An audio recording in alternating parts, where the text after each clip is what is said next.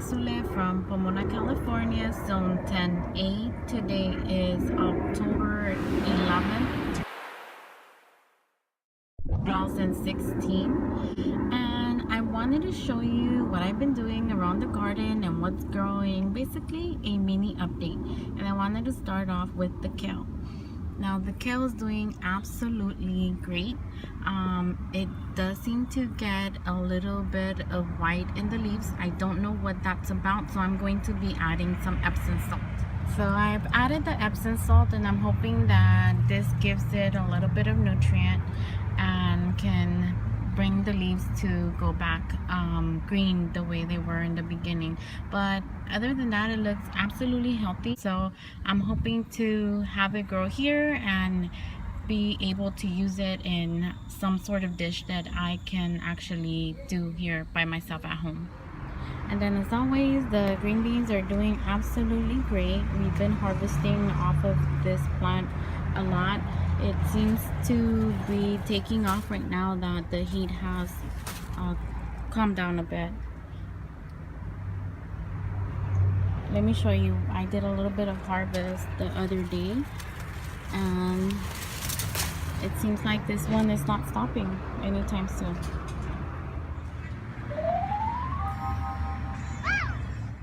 I also wanted to show you my mini harvest of tomatoes I did yesterday. Believe it or not, my tomato plant's still going strong. So yesterday, in the middle of the night, I decided to plant the Tokyo long white bunching onion. I had a metal basket laying around, so what I did is I took an old shirt, filled it with dirt, I added my seeds, and I also added a label so that I know exactly what I planted in that basket. Because these are tiny seeds, I'm also going to be using paper towels to prevent them from rotting and going to the bottom. As you can see, it also helps retain moisture. So on October 6th, I did plant I did sow some seeds for lettuce, the Paris Island lettuce in this planter. And as you can see, 5 days later, it is growing and it looks absolutely beautiful. It looks like a lot of the seeds did germinate, so I'm very happy with the growth.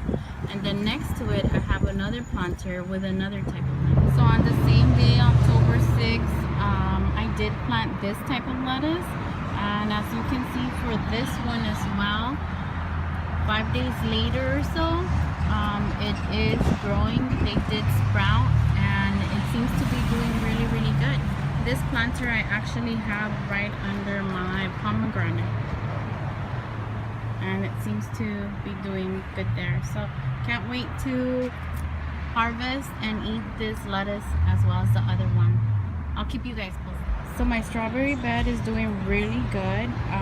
It did put out a lot of runners, and some runners I did try to root in small little pots. So I'm hoping they take, and that for the spring I'll be able to put them on their own as new plants. Hopefully they take beautifully and grow roots for me, and I can transplant them from the little pots to their own pot or their own planter in the spring. So Sweetie's little flower bed is doing really good. These flowers have actually surprised me because they have stayed so pretty during the heat here in Pomona. So these are definitely a winner. I'm hoping that they give me some seeds and self-seed themselves so that I can have more in this area. Some of my other flowers did die, but I did expect that because here in Pomona it gets super hot and not a lot of plants can take that. Another one that is a good plant to have here in Pomona is this one. This one is called Burgundy Ice, and it's done very well for me here, so definitely a keeper. And this one, I don't know what this is. Maybe you guys can help me. I don't remember planting any seed that looks like this, but I really don't know what this is. It seems like it's forming a head, or I just really don't know. So I'm letting it be, and I'll find out soon enough what type of flower that is. And then we have another one exactly the same growing right here, but again, I really don't know what that is. I'm very intrigued and can't wait to see what turns up. And then the basil is doing really great as well. This basil we don't eat just because it's in Sweetie's area, and we just don't eat anything that grows here. That's why we only try to plant, not try, but we do plant only flowers in this area. Don't know if you remember, but here in this area was where I had the yellow pear tomato that did really well for me. So I have cleared this area so that my guayaba tree can grow and receive all the nutrients that it can before the winter, because when winter comes it does lose all its leaves. So in this planter, this small planter, I did sow some French breakfast radish seeds, but I don't know what went wrong. Maybe it was too hot for them, so I'm going to sow some seeds in this planter, because take a look, they're not doing very well.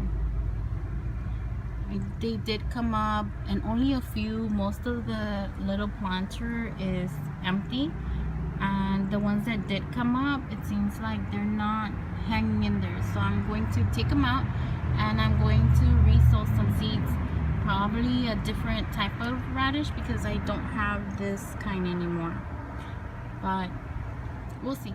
And my little pumpkin patch isn't doing so hot either.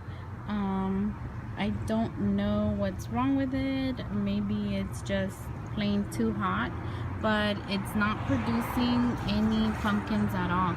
It does produce a bit of flower, so I think that I'm going to be pulling all of these plants and then planting something else in its place. I recently purchased lip balm, and I heard it is invasive, so I did put it in this container. And around it I did plant some romaine lettuce seeds, and they're doing really good. This one is my hibiscus plant. I did have it here, and then the leaves fell off, and then it looked pretty sad. It still looks pretty sad and dead, but I'm not sure if it's just dormant or if it's completely dead. So I'm gonna give it a couple of weeks and then see if I decide to take it out or not. My basil's still looking very good. It did look sad for a couple of days when we had extreme heat, and under it I do have some radishes growing. So these are the same kind that I planted in the other planter that isn't doing so well. So I'm not sure, maybe it's the dirt in the other planter, but these are doing really good.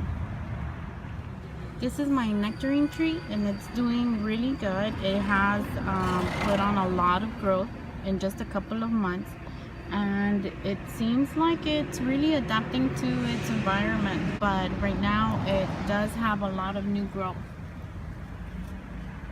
And this upcoming year would be its second year, so I'm hoping that this upcoming year it will produce some sort of fruit. As of right now, it hasn't produced any flowers. So I'm thinking that next year for sure we're gonna get flowers and hopefully some fruit off of it. And this one is a beautiful flower. The tag says it is Dipladenia, deep red Dipladenia. Because I do have a fence here in the front of my property, or in the front of my house. I'm hoping that it will grow and vine up this fence, so it can give me a little bit of privacy from people walking by. But it is absolutely beautiful. I fell in love with it the minute that I saw it at the nursery, so I'm hoping it does well in the winter and grow big for me. And this is my watercress, and it seems to be doing very well right here. It looks very pretty and very promising that soon I'll be able to harvest. I've heard that this one is invasive as well, so I'm gonna try to keep it here. I'll see how it really grows. For the most part, it does remain wet, as I've seen on YouTube that it does grow near rivers and creeks, so it does love the water. So most of the time this is completely wet, and it seems to love it because it is doing absolutely fabulous. And later on today, I'm going to be planting all these seeds in my beautiful garden, so I better hop to it before it gets dark. I really can't see in the dark. And well, guys, that's it from Little Beans Garden. Thank you very much for watching, for all your support and your comments. Hope you have a great day. Take care.